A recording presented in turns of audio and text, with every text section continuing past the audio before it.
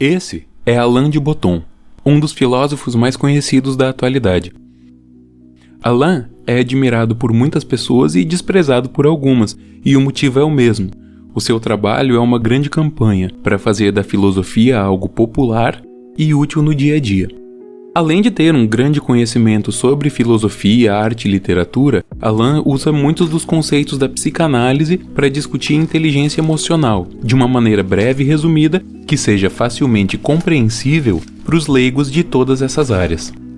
Alain defende que o lugar da filosofia não se limite aos livros. Para isso, ele retoma tradições de filosofias orientais que se manifestavam em jardins, obras de arte, cerimônias de chá. Ele adapta essas práticas para o mundo contemporâneo, o que quer dizer que, além de escrever livros com análises filosóficas, ele também escreve romances, participa de documentários, criou um canal do YouTube que explica em vídeos curtos a sua filosofia, o School of Life. Ele cria também objetos filosóficos, como jogos de tabuleiro, uma caderneta para se fazer uma desintoxicação do celular e da vida digital, objetos de decoração e baralhos de cartas, em que cada carta tem uma pergunta para despertar a reflexão. Os baralhos de Alain são inspirados em uma outra série de baralhos chamada Oblique Strategies, criadas por Brian Eno. Os Oblique Strategies trazem em cada carta uma ideia para se repensar o processo criativo. Eles são até hoje usados por artistas e criadores que querem sair da sua zona de conforto ou contornar os momentos em que parece que a gente trava e não sabe como vai continuar. Eno é muito conhecido pelos seus trabalhos como produtor.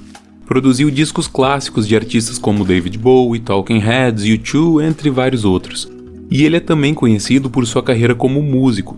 Depois de participar dos 2 primeiros discos incríveis da banda Roxy Music, ele partiu para uma carreira solo cheia de álbuns consagrados, se tornando um verdadeiro pioneiro em vários campos.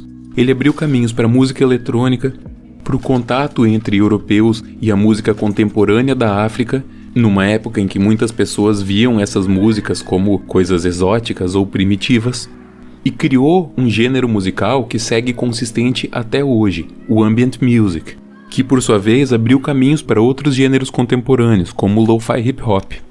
Eno também é conhecido por um terceiro motivo, sua vida intelectual. Ele tem um conhecimento gigante, fala de maneira muito bem articulada, é muito perspicaz em sua visão de mundo e tem uma filosofia muito própria para abordar o processo artístico. Tanto Eno quanto de Botton acreditam que a gente vive atualmente uma herança emocional muito forte do período do romantismo. Isso significa que, enquanto sociedade, nós temos a tendência de nos deixar guiar pelas emoções, de valorizar a espontaneidade e ter visões apaixonadas sobre questões como a política. E, mais do que tudo, nossa sociedade tem a característica de idealizar demais as coisas e as pessoas. Uma ideia central do romantismo é a figura do gênio, aquela pessoa capaz de fazer algo incrível que ninguém mais consegue fazer, que tem uma visão de mundo diferenciada e incompreensível para as pessoas comuns. Aquela pessoa que, sozinha, consegue criar obras maravilhosas, incríveis, revolucionárias. Tanto Eno quanto de Botton vão se posicionar contra a ideia de gênio. Vão dizer que há momentos históricos em que surgiram essas figuras que a gente acha geniais, como a Atenas do século V a.C., a Florença da época do Renascimento, a música da Inglaterra nos anos 60 e 70, o cinema da Califórnia nos anos 70, entre outros. Nesses momentos havia sempre uma cena, ou seja, um contexto histórico e cultural que possibilitava e favorecia o desenvolvimento dos criadores. Eno argumenta que as grandes ideias são geradas pela comunidade e articuladas por indivíduos. Penso, por exemplo, no Kendrick Lamar. Tem quase uma unanimidade de que o Kendrick é um grande nome do rap. E ele é mesmo incrível, mas se começarmos a decompor os elementos que fazem sua obra, vamos perceber que ele não inventou o rap, ele não inventou as gírias que fala, as referências que coloca nas letras ou os samples que usa nas músicas. E pensando mais além, ele não inventou nenhuma da tecnologia usada para gravar e para distribuir seu trabalho, não inventou a língua inglesa em que canta e por aí vai.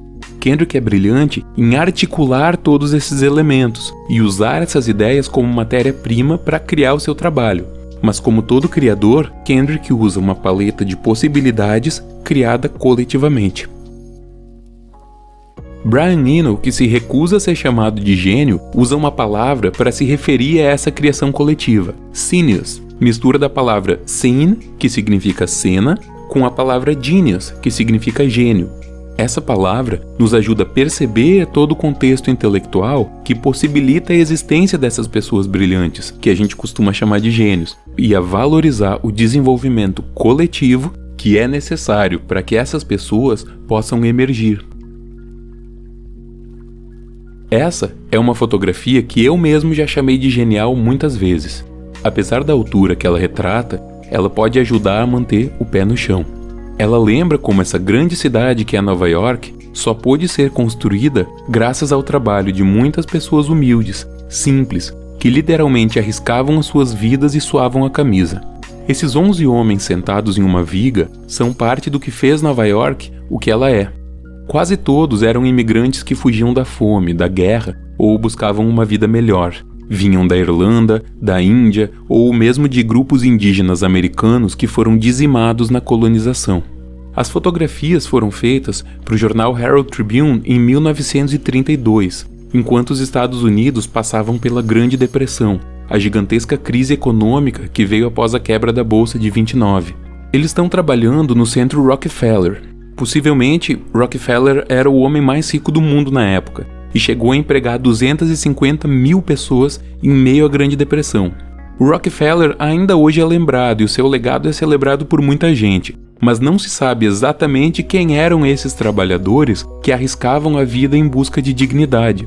E por sinal, se estima que 2% dos trabalhadores morriam a cada ano por acidentes de trabalho, que hoje em dia poderiam ser evitados com um equipamento básico de segurança. É preciso lembrar dessas pessoas também. Os arranha-céus são também uma vitória dessas pessoas.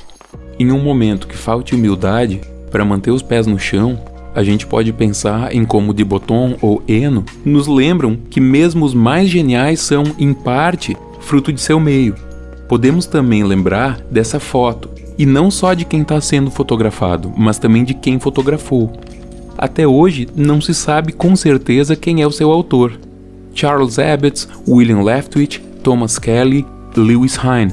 O ensaio fotográfico foi feito por vários fotógrafos que estavam presentes naquele dia, e todos eles tiraram fotos incríveis. Mas essa foto específica, ninguém sabe qual deles tirou.